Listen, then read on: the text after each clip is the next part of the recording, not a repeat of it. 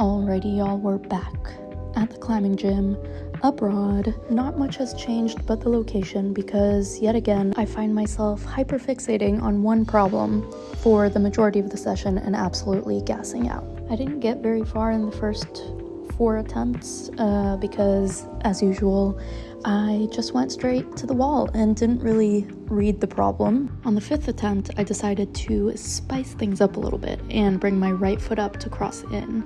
And that small change definitely unlocked the first part of this climb. And then I ran into the small issue of not having thought out the rest of the climb. Anyways, the 6th and 7th attempts were kind of a flop, but they did teach me that I have to put more pressure on my left foot as I'm sending up my right hand. Now, at this point, I still wasn't sure what to do from here with my hands, so these next few attempts were kind of trying to figure that out. But of course, as usual, the problem was never really my hands. It was figuring out what to do with my feet. I think my biggest mistake on these attempts was trying too many new things at once. So I wasn't really focusing in on my feet or on my hands. I was just kind of doing anything to make it up, and that was not smart because I was getting extremely tired and I could feel myself losing steam with every attempt. We are nearing the end here. Shirt is coming off. It's time to lock in. Here I am taking a moment to plot the climb, and of course, as soon as I start trying to think about where to put my feet, I get lost. So there I go, back on the wall. Yeah, I tried bumping my right hand again. Why? I do not know. I don't know.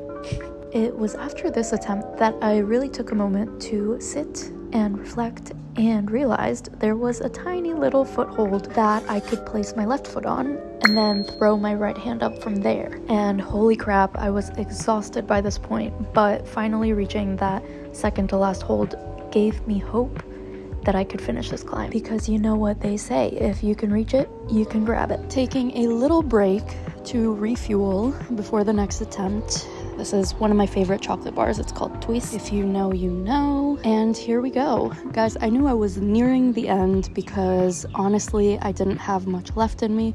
So when I finally reached that second to last hold, I knew I could not let go. I cannot tell you how relieved I was to finally reach that hold, because I knew from there I could complete the climb, and I knew I did not have the energy in me to attempt this again. So the fact that I managed to reach the top was such a relief. Anyways, my knees are absolutely cooked from repeatedly jumping off like this, but moral of the story is eat more chocolate.